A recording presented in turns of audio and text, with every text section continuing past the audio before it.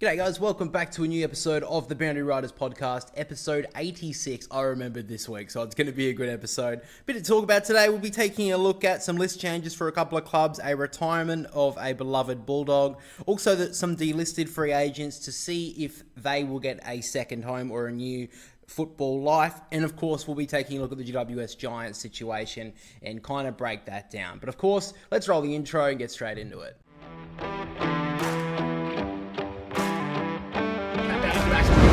And then Rankin from the pocket, don't tell me, Isaac Rankin! Yeah. He's just got the license for a brothel.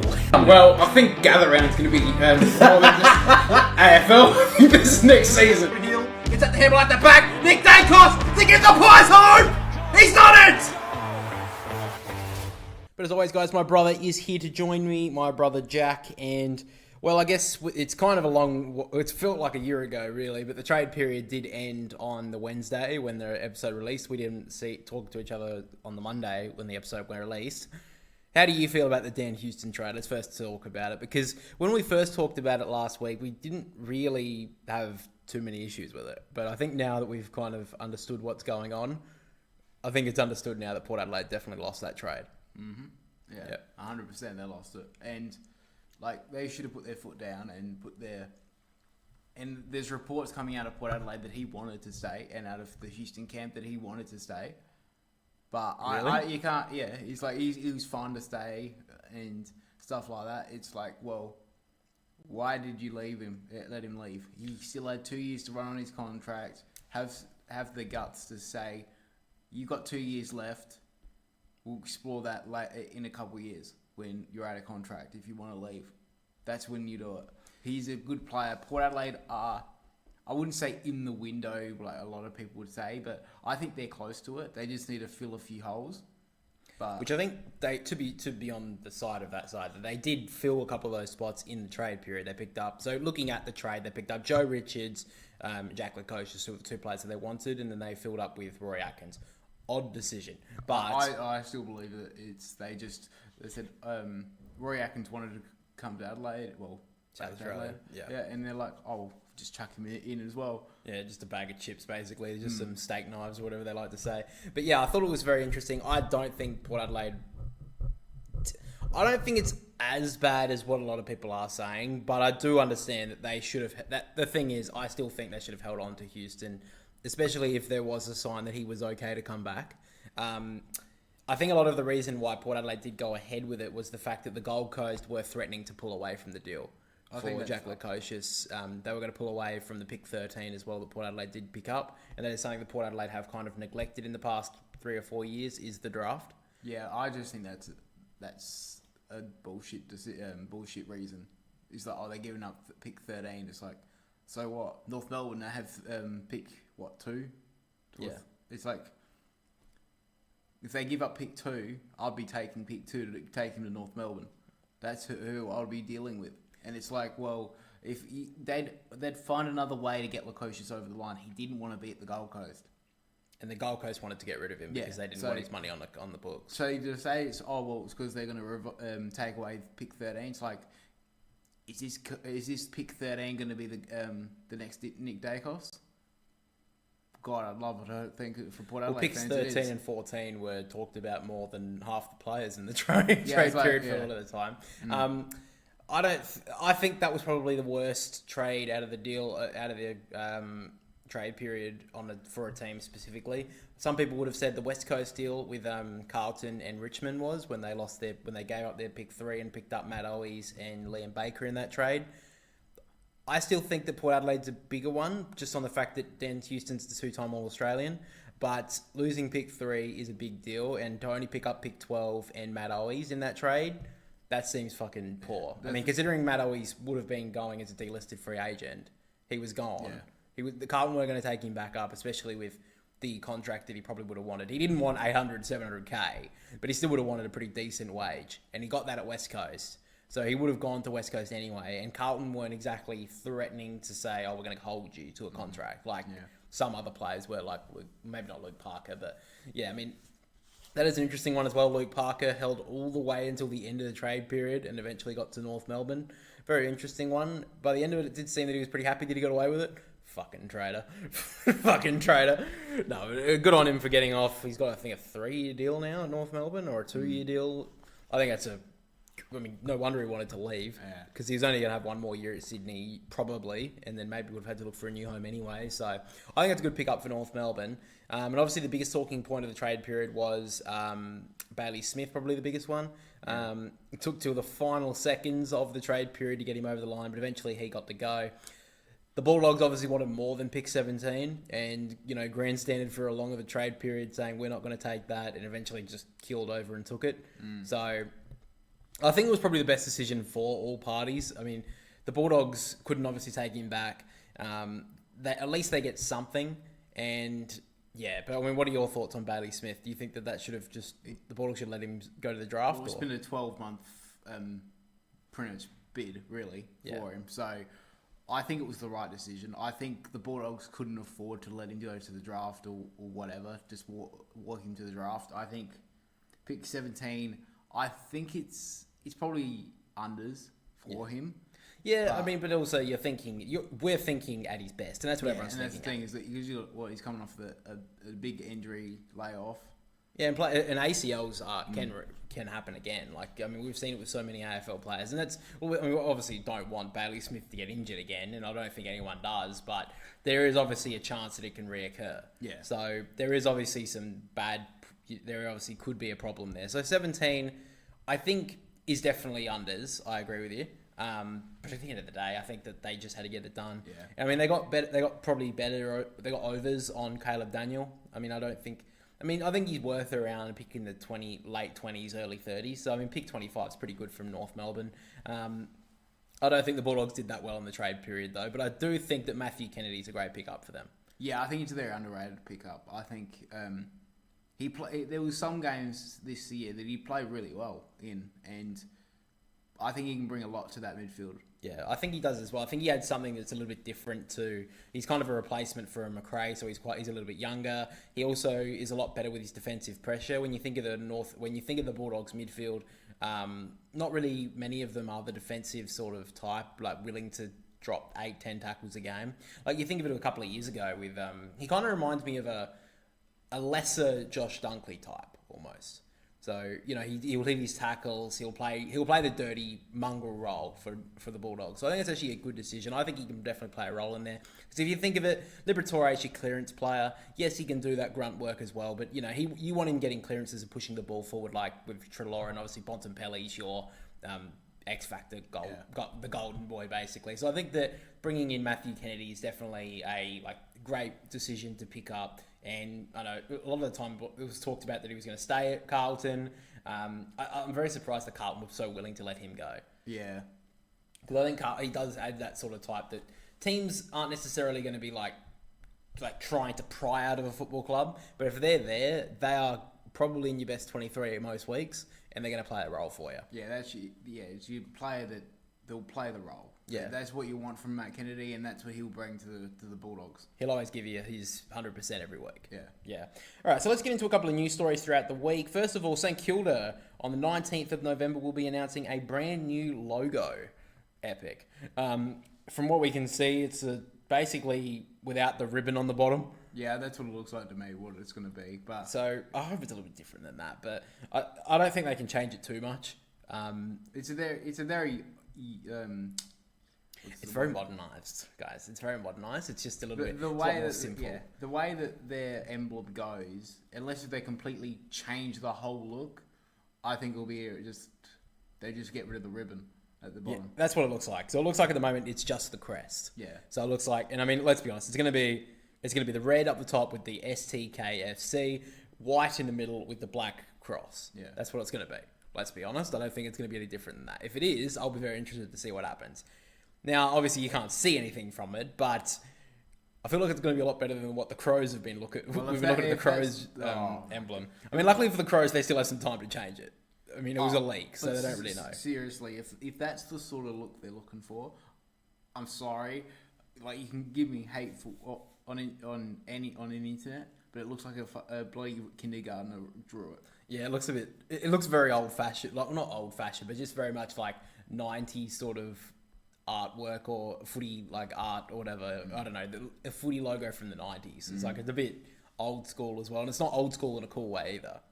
Looking at some other news as well, looks like Port Adelaide have made some list changes going into next year. One was a contracted player in Tom Cleary. Also got Quinton Narkle, Francis Evans, Tom Scully, and Kyle Marshall as players who have been delisted. So, looking at it, I'm a bit surprised that... I mean, I think a lot of people do get a bit surprised when players that have actually played in the finals, played in their best 23 throughout the whole year, in the last games of the year, like Narkle and Francis Evans, get delisted straight away, straight after that game. I do understand why those two specifically did get delisted, because they're hoping to open up some spots, and let's be honest, they're very much a role, a player that they can bring in for a role, but they're not really in many other teams' best 23, let alone Port Adelaide's. A team that's supposed to be fighting for, they made top 4 this year. I don't know how they're going to go next year, but if they're going to be trying to do that again, then I think it's a bit... What do you think about any of the list changes? Do you think they're all about warranted? Obviously... I'm surprised by Scully. Yeah. I think that he's a good player that's played well in the Sandford side. I'm not surprised by any of the others, really. Yeah. I think Cleary wants more opportunities, which could be interesting. It just seems like he's got the sort of nous to play a defender. It's just his body just doesn't seem big enough to be a key defender. So he has to try and... I think he has to grow his game into being a little bit more of an interceptor if he's going to be in the competition, because I think he's very good as a one-on-one defender. He definitely holds his own as a smaller... I don't know if you think he's bigger than a medium defender, but he's obviously smaller than a big bustling defender. So he's kind of in that middle range, and I think obviously Aaliyah obviously covers him leaps and bounds. So that's why he never really got a spot once Aaliyah got to the club. Yeah. So I understand why he wanted to leave, and I understand now. He was the one who was contracted for another year, but I do understand that he wanted to leave. Yeah. I think he definitely could fill a role. Definitely as backup for another club. Yeah. The other two, Narkle and Francis Evans, I could see... Not surprised they were coming. The thing is that not a lot of people still talk about is the fact is that Sam Powell-Pepper was injured all the season. Yeah, he's a big factor next season if he can get fit and stay in the side. Well, if you think of Port Adelaide's best forward line going into next year, you got Marshall, Georgiades, and Willie Rioli, who are straight picks. They obviously play in the best 22 most weeks, I would say now, especially with Dixon retiring. Yeah. And Soldo's in the Sandful now, that if his girlfriend allows him to stay in South Australia for the next year or so. Did you see he's getting really angry at people on other platforms? I know he did make that post, and I understand getting angry. People getting angry at his girlfriend. It's that's pretty shitty. You shouldn't be doing that. But also he's getting blocking people who are saying, or I think someone made a joke about him and his girlfriend making a TikTok about them spinning each other around the room, and he blocked someone for making a joke about it. It's bro, harden up. Who gives a shit?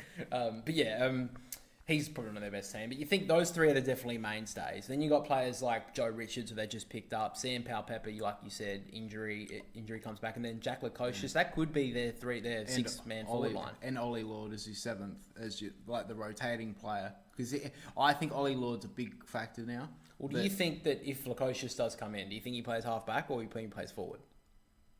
I think he plays half-back. I think. Half-back wing, I think. Because the fact is that you're going to play Jace Burgoyne straight away. You're going to play him off half-back. Yeah, definitely now. Farrell will come back into that side.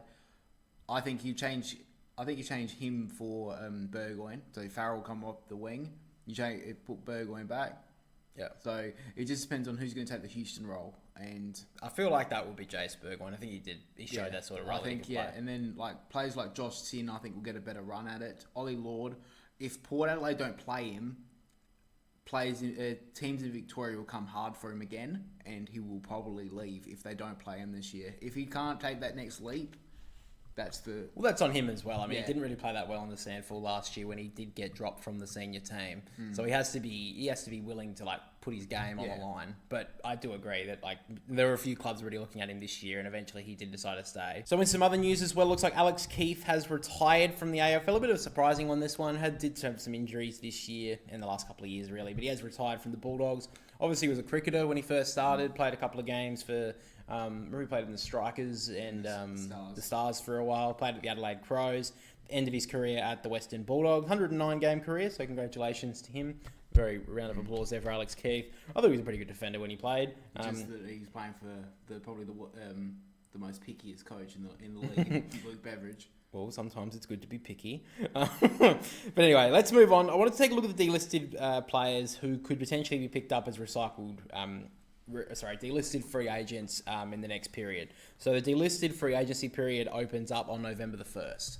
Now, there are a couple of players that are looking for new homes. Tim Membry is probably the biggest one. He's definitely lined up for Collingwood, already done a medical. I think that's a great pickup for the Pies. Yeah. I'm very surprised not other teams are looking at him. Obviously, he's had his mental health issues in the past, but the potential for him, especially moving to a club who's going to be trying to push for a premiership, he's definitely a great little puzzle piece. And Collingwood have always struggled with tall forwards, so he's good for 40 goals. And especially in a team like Collingwood, 40, 50 goals, you'd think, could definitely get there. But there are a couple of players that got delisted throughout this period that are now looking for new homes. Adam Tomlinson, Jack Hayes as well, also been looked at by the Pies. So I think that's definitely interesting that Collingwood are looking at that, because obviously they traded away their picks. They're looking for the now. They obviously picked up Dan Houston as well. So I think it's a good option, because their obviously salary cap would be a little bit stretched at the moment because they haven't got many young players coming through. They're looking for older players. So, I mean, the thing is, if it doesn't come off, there's a huge cliff coming for Collingwood. Yeah. But if they win a premiership, who gives a fuck? You might as well just, Who gives a fuck? We've won 2 premierships in 3 years. Yeah. So I can see where they're playing it. You can think of it as it's either going to be like the Geelong way or the Richmond way. So either they're going to be trying to fight for that next premiership like Richmond did, fall off the cliff, or they're going to go hard for the premiership and they're going to get a second flag in 3 years. So Jack Martin, obviously he will be he's committed to going to Geelong. So that's a pretty good one there for the Cats if he stays fit. The Lions are pretty well securing now Sam Day to the from the Gold Coast. I think it's a really good pickup. Obviously trying to replace Joe Danaher. Pretty hard to replace him, but that is one. Nathan Kruger could also be an option that could be moving to another club after being delisted from Collingwood. And then you got a couple of other tall options. We got Matt Taberner from Fremantle. Adelaide had Lockie Gallant and Sam Wiedemann from Essendon. All have been delisted. I wouldn't be touching Wiedemann. Yeah, I wouldn't know, to be honest. How the hell was he playing defence in the last couple of games of the season? Like, what the hell were they thinking? Like, I mean, he's not even that good a forward, but anyway. I think Matt Taberner wouldn't be a bad look at, to be honest with you. I think that, the Freo Dockers looked at him at the start of the year. He got injured, and they had to go to the youth in the forward line. And and Josh Tracy and Amos took over. They took their chance. They took their roles to a new level, and they realised that Taberner is for the past. They need to move on from it, and they'll look better next year, I think. Yeah, so other ones as well. Carlton doesn't look like they're going to be picking up anyone in the delisted free agency window, but there are players that have been delisted, such as Denver Ganger Barras and Liam McMahon, who could be picked up as an SPP player. That can obviously be done. Yeah, apparently he was listed on the Pies list at one point. I don't know, maybe it was just a mistake, but apparently he's been looked at that could be picked up in the rookie draft or as a supplement player before the season starts. So that's obviously an option. Everyone keeps on talking about Dustin Martin. Surely that can be put to bed now. I don't think anyone's going to be picking him up at this point. If they're going to pick him up now as a supplement player, he's not going to be getting much money. I think he may move up to the Gold Coast anyway because he wants to get away from the Melbourne media. Yeah. You think they're going to stop hounding him just because he's retired? Hey, Dusty, I know you've been out of the game for a year or two, but I saw you talking to Damien Hardwick at dinner a couple of nights ago. Is there a plan that you're going to be joining the Gold Coast in 2026? Fuck off. Leave him alone. Fuck me. Ethan Phillips as well. He was delisted after the signings from Hawthorn of Barras and Battle, so could be an option there. And the Giants would be probably considering a few players as delisted free agents after losing so many in the trade period. Two that come to mind are Jack Carroll from Carlton and Ben Patton from St Kilda. I think there'd be definitely two good pickups. I like Jack Carroll. I think he played a few good games this year for Carlton, just couldn't get into the team. Another one as well delisted was Braden Pruce. It's interesting because he was like the number one ruckman for GWS like for a long time, but he just couldn't get on the field. And then Kieran Briggs obviously shot out of nowhere midway through last year and hasn't looked back. So I think the thing is though, so many ruckmen now, he would have to pick. He would have to pick a club that is looking for a second ruck really, because I don't think there's not really any team in the competition that is like begging for a first team ruck. The only team that I see that could be an opening is Essendon. So you've got Todd Goldstein and you've got Draper. Draper, they think he's going to get a lot of offers from Adelaide next year. Yeah, so so there'll be a Essendon's commitment probably talk. the only option I can see at the moment. That's Maybe West Coast. look at, and probably West Coast, but yeah. So I think you never you're know. right. Yeah, I think Essendon and West Coast probably the two real options. Essendon have looked at a couple of players here. Josh Rotham, who recently got delisted from West Coast, and Jackson Pryor, of course, from the Brisbane Lions. So a couple of good lookouts there, I could say. Bombers are expected to give Kane Baldwin another opportunity to train with them after being delisted. I was a bit surprised that he got delisted, Kane Baldwin. He seemed like a player that would come on, but they just never gave him a go. So their parents were like, "Oh, yeah, we'll delist you, but you can still train with us." Well, yeah, I mean, they're like, we can't let everyone go. So it's Jesus like, Christ. yeah, we can't. Yeah. We need someone to come along, maybe make a point. Nick Hind as well wasn't offered a contract. I don't get that. I do. They let him. We brought these fucking sketchy people. I don't know them, by the way, and I don't want to name them, so don't hunt for me. Don't put me on some kind of list. But he put some sketchy people into the change rooms every couple of weeks, and Essendon. You didn't know this? No. Him and Jake Stringer brought in all these sketchy people into the club's change rooms after the games. And that's a big reason why they delisted him, because they didn't want to have these sketchy people inside the change rooms all the time. That's the reason why he got delisted. So Nick Hind won't be getting picked up, I don't think. Now, anyway. Riley Bonner, interesting. He played so many games for St Kilda this year, and then in the end they're like, yeah, fuck off. I think they realised, they found what the problem why Port got rid of him so quickly is I think they realised why. Yeah, his kicking was pretty fucking poor, Yes. although he did average a good 80 on fantasy Yeah, points. he- So he's I'd be great picking him for- up. He'll be great for fantasy if he just gets the football. Yeah, exactly. But he's horrible in an actual team when you need to kick forward. Jesus Christ. Anyway, Brendan Parfitt and Mitch Hardy. I wouldn't be surprised if Brendan Parfitt gets a look at. He actually played pretty decent at the start of the year for the Cats. And obviously they had to clear him because they had to pick up Bailey Smith and, had to add some extra add-ons to his contract. So unfortunately, Parfitt got let go. But I wouldn't be surprised if he gets picked up. He could definitely add some midfield depth to a team. Curtis Taylor was a surprising one. It felt like for the last 2 or 3 years, he was really coming along. We just couldn't get into the senior team much this year. Eventually got delisted. Caleb Marchbank. I think injuries has hampered him his entire career. Yeah, so I don't know if that's going to happen. But looking at the players last year, there was only 4 players who were picked up in the delisted free agency period, which was Orazio Fantasia, Naismith, Oscar McDonald, and Toby Pink. So 4 players, so that means they made, who knows, maybe more. But looking at 6 players who were picked up from the supplement players last year, we saw Bytel, Air, Sharp, Patrick Voss, Marty Hoare, and Lockie Bramble. So 6 different players that were picked up as former AFL players. And then there were 3 in the rookie draft last year, Riley Bonner, Emerson Jacker, and Jack Marnie, who were all picked up as well. So definitely, if any AFL players are watching this, or former ones, don't worry, your dream is still alive. Don't worry.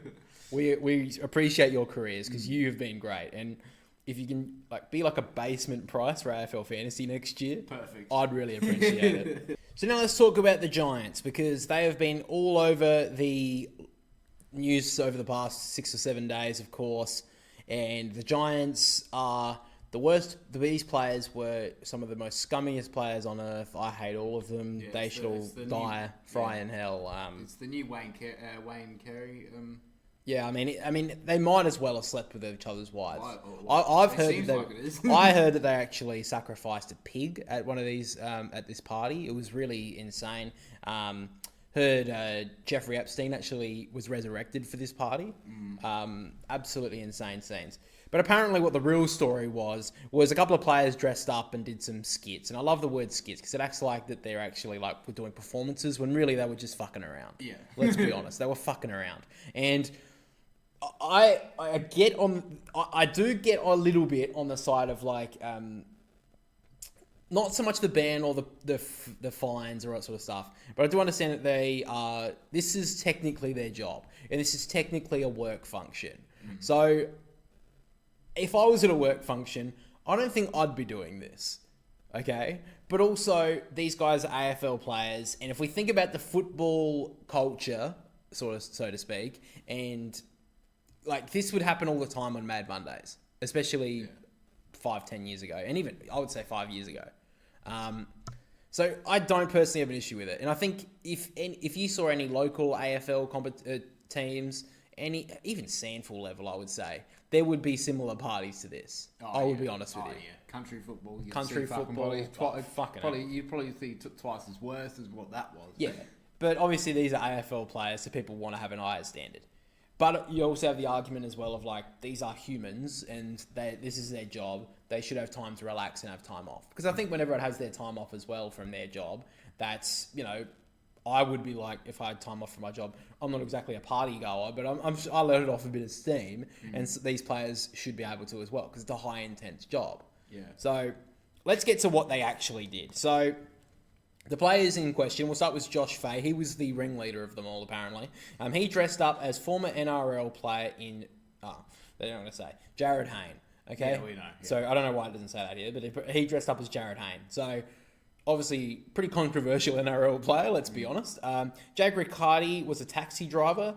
In course of the skit, Fahey simulated inappropriate acts on a sex doll. The monster.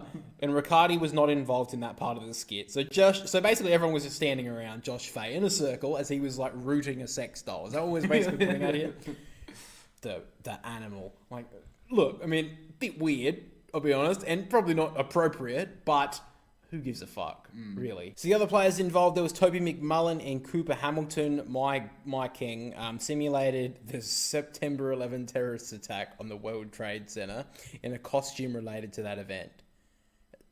How did they reenact that? So I'm guessing one of them dressed up as one of the buildings and the other one dressed up as an airplane. Is that what we're kind of getting at here? Well, I don't know what else they could have done. I feel like there needs to be a third person involved in this skit, to be honest. 2 towers and then the plane. Yeah, it seems like... it seems like this was poor planning. It seems like it was either poor planning or the guy that maybe Toby Green was one of the towers. Yeah, Maybe. well, yeah. I don't want to throw any slander out there. Yeah, maybe that just wasn't... allegedly that happened. happened. Like this mystery person that made this all come to light. Yeah, well, apparently they've said that there was someone at the bar who snitched. Bastard. You they want to do 15 minutes, but they don't want to put their face to but you put your name to it, you dog. No, I'm kidding. Anyway, Connor Ryden and Lockie Whitfield enacted a scene from the Django Unchained characterizing slavery. Interesting that they didn't get... interesting that slavery doesn't get a suspension, but the terrorist attack does and the sex doll does. So the AFL have some very different...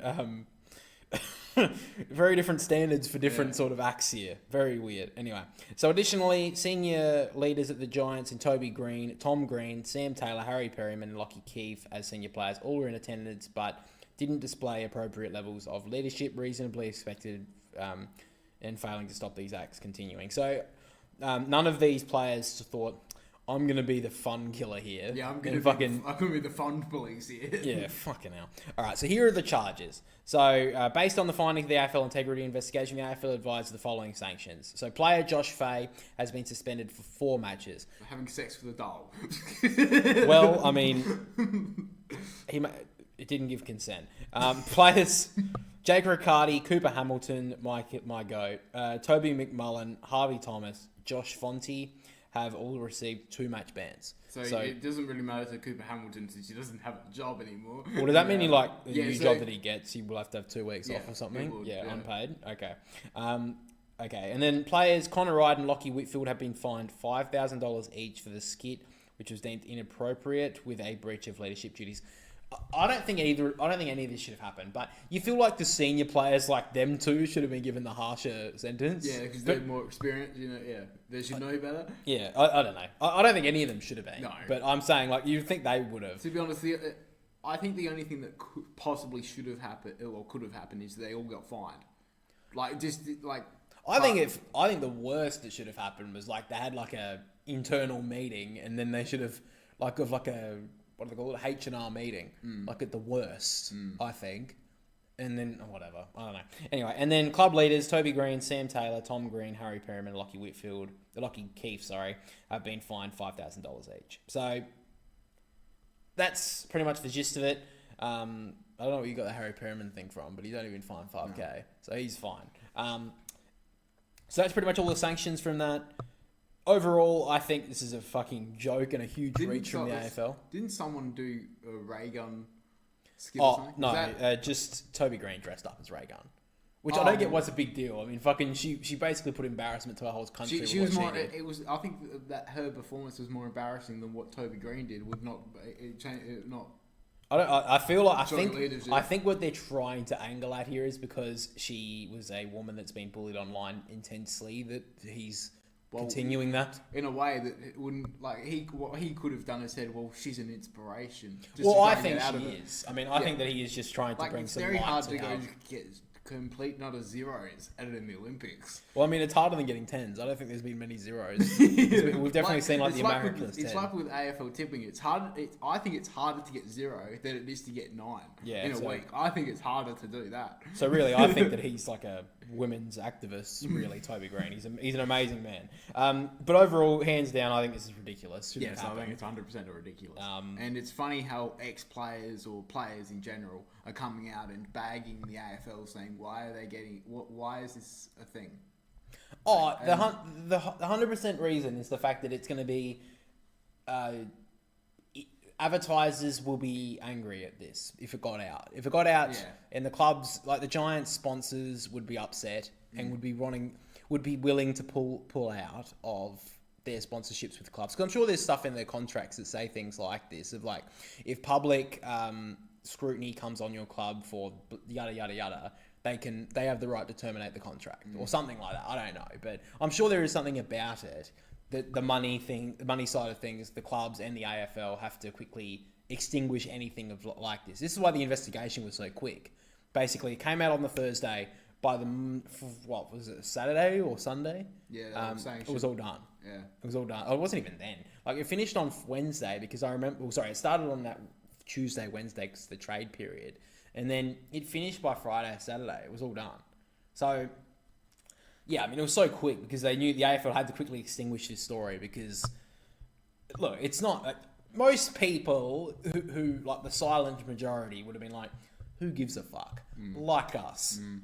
There would be a couple of people who's like, oh my God, these in my day, I used to fucking, gut a cow and that was like acceptable. Why isn't that acceptable nowadays? And it's like, yeah, bro, maybe you shouldn't be allowed to gut a cow anymore. But and then there's like, obviously the other side of things of like, I'm like, there was someone on Daniel Gorringe's fucking post that he made saying, are you going to stand up for women's rights? For sexual harassment to mothers or something or women because someone thought they dressed up as P. Diddy.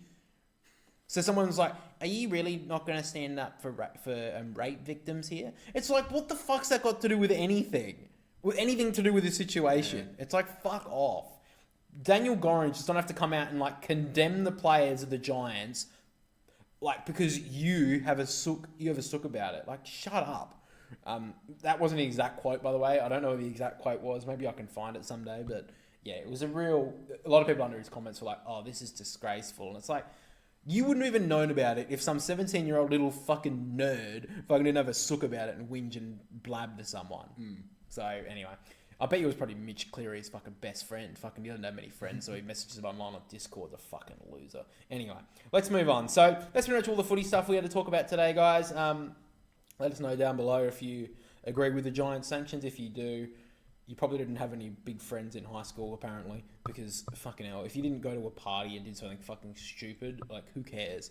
And if I see one fucking person go, they're role models, it's like, if they're, don't show your fucking kids, all right? Yeah. Don't show your fucking kids, all right? Your 10, 12-year-old who's an impressionable kid shouldn't be on the fucking...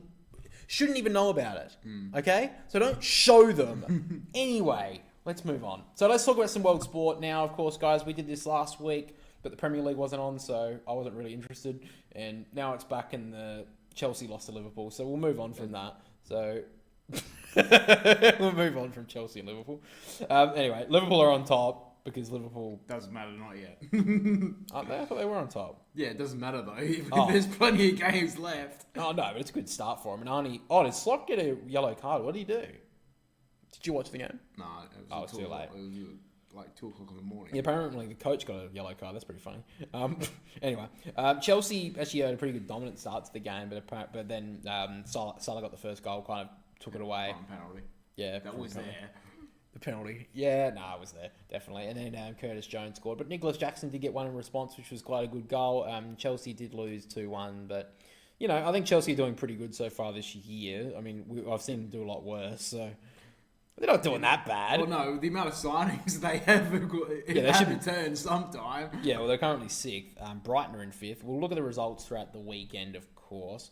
Just trying to get up the Premier League here. But Liverpool are on top. City are in 2nd. We'll talk about that game in a second. But yeah, so looking at the games over the weekend, we had Tottenham beating West Ham 4-1. Aston Villa beating Fulham 3-1.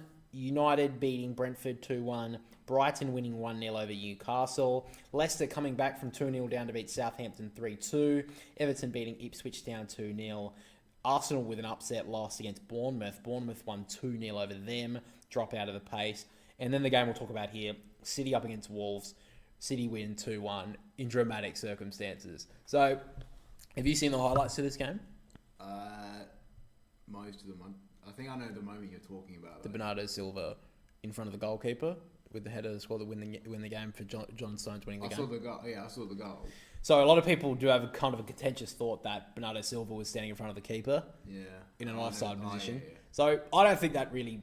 It's hard because he ducks out of the way, but he was pushing up against Sarr as the kick was about to come in.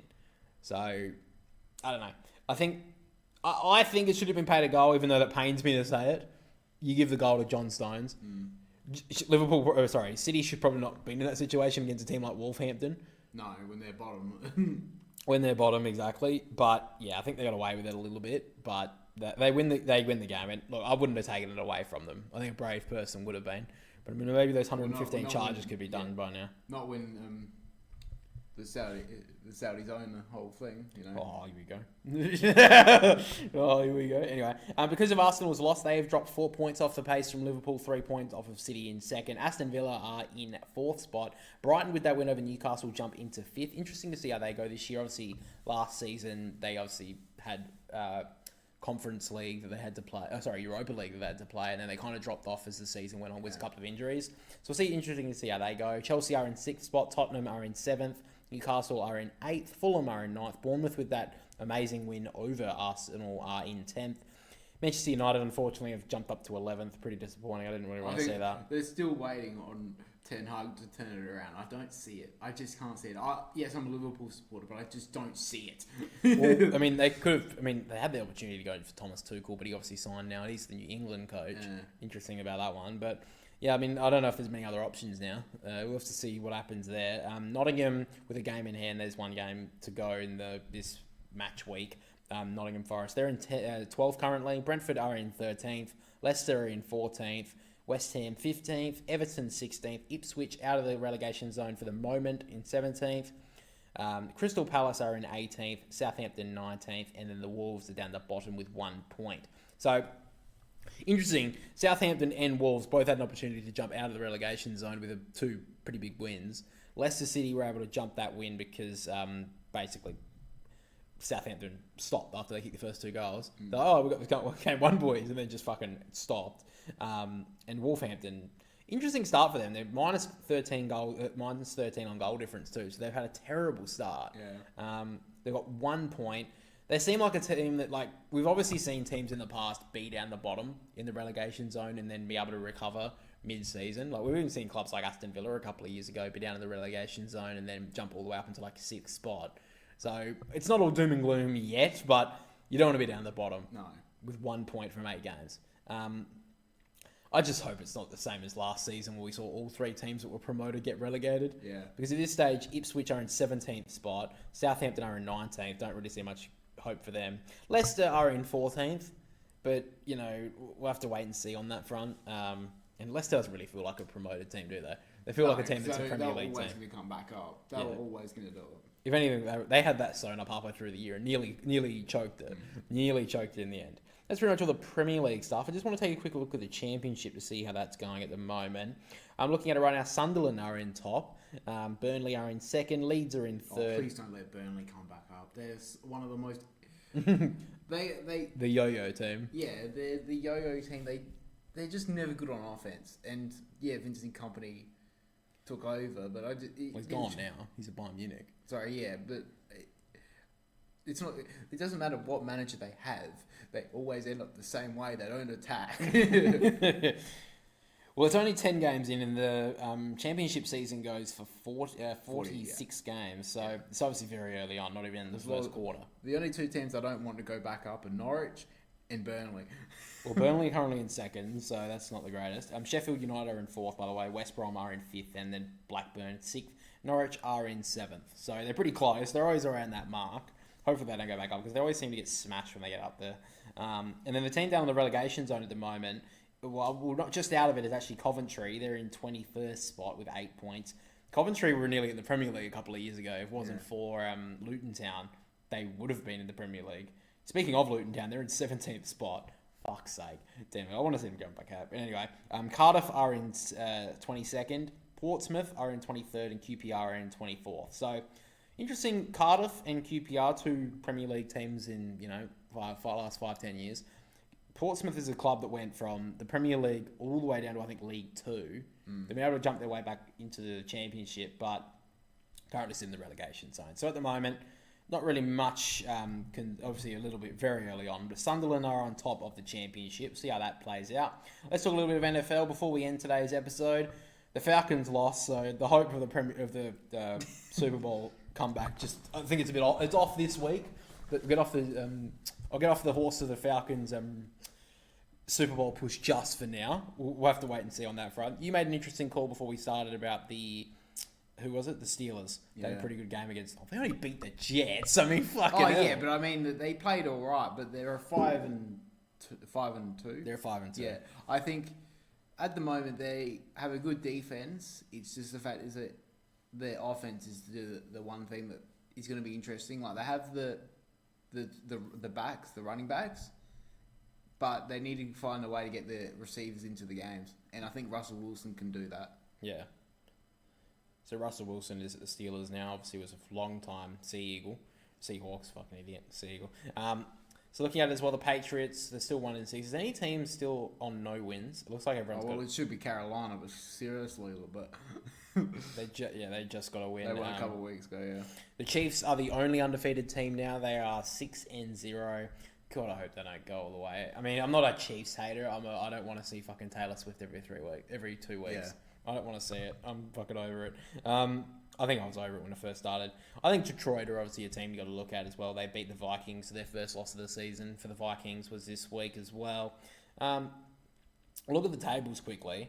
So looking at it right now on the NFC side, that's not the NFC. That is the NFC side. So currently in the playoff spots right now would be the Lions, Commanders, Buccaneers, and the Seahawks. So that's all the leaders. And then in the wild card spots currently we have the Vikings, which would be pretty tough if they play in a wild card game. The Packers and the Bears, which is interesting. And then teams who are still fighting are the Eagles, Falcons, Cowboys, 49ers, and the Cardinals. Probably Cardinals are off the race at the moment, just to say. But yeah, looking at it as well, Falcons were in pretty good form. They won their last 2 games pretty convincingly as well. A little bit unfortunate they dropped that game, but they're in an okay conference. They're not in a bad conference. I think they'll be pretty confident with the Buccaneers. They've obviously got the Saints and the Panthers, the other 2 teams in it. So I feel like they'll be pretty comfortable. It's out of those 2. With Derek Carr being out, the Saints just look horrible on offense, and Carolina just look horrible anyway. Yeah, they're pretty fucking dreadful. Now, going on the AFC side, the Chiefs are obviously top of the table. They're going to be hard to beat this season, unfortunately. The Texans are in second. Interesting comeback from them. Obviously, last two seasons ago, they were right down the bottom. Yeah. Able to fight their way back up. Steelers are in third. Bills are in fourth. See if the Bills can do what they want now. It matters more in playoff time. Yeah. What the Buffalo Bills do. The Ravens, Chargers, and the Colts are in wildcard spots at this stage. Broncos and Bengals are the ones off the pace. There are quite a few teams in the AFC that are going to have to hit some form pretty quickly. Obviously, we're only about a third way through the season, so there's still time. But Dolphins, Raiders, Jets, Jaguars, all with only 2 wins. So they do need to bounce back a little bit. And then we've got the Titans, Browns, and the Patriots down the bottom there. Panthers down the bottom of the NFC. You said last week, what was the team that you said was going to be a real fighter? Was it the Ravens, I think you said? So the Ravens and Lions, I think, are the Super Bowl. All right, I think we can give the Chiefs a little bit of credit here. What are you dropping off the Chiefs for? I just think that it's the receivers that are going to be the problem. I just think that it's just going to be interesting to see what receivers they can get into the game. So I think they've got the backs with Kareem Hunt at the moment. Pacheco's still got to come back in. Mahomes can do anything, but it's just the fact is that it's just if the receivers don't catch. Yeah, there was a time last year where they were dropped when that's the thing. They did kind of choke a little bit at times, but the Chiefs still did a pretty good season. Yeah. I'm still going with the Lions. They look pretty good at the moment, and like I said, the Falcons will respond. They'll be right when they'll be there when the whips are cracking. Anyway, that's pretty much all we got for this episode of the Banner Riders podcast, guys. Episode 86. Thank you for listening. Thank you for watching. If you did watch us over on YouTube, make sure to like and subscribe. And if you are over on Spotify, make sure to leave us 5 stars and follow so you're notified on the podcast every single week. Just a quick little sort of announcement anyway.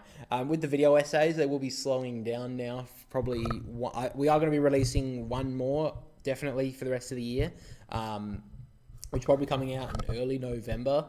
So, but after that, probably won't be too much. It's not that I don't want to be doing them. It's just I would like to do them with a little bit of. I just think now with the AFL season ending, a lot of the football content on that sort of side is definitely going to drop off. So I really don't see much. Not point, but putting a lot of effort into those video essays to get like no views would be kind of like a shit feeling. So I'll probably be leaving a lot of them till the start of the next, maybe February next year. But we will definitely have one more out towards the end of the year. And we're not going to stop any videos or podcasts, whatever. We're probably in the next probably in the next month or so, probably start moving into more next year predictions and stuff. So obviously a little bit of fun, not taking anything too seriously. Some people get angry at like people making predictions. It's like, oh no, the horror that fucking someone made a prediction 6 months before the start of the season. It's like, who gives a fuck? Like I know Andy Marr said the Crows are the real like a premiership chance, but I mean, look, I don't know if I want to do like clickbait, fucking rage bait TikToks. I mean, maybe we'll move into that sort of content in the future, but I mean, I think he just wants to take away the site that Carlton fucking suck.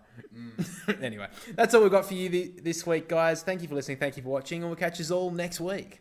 See you later, guys.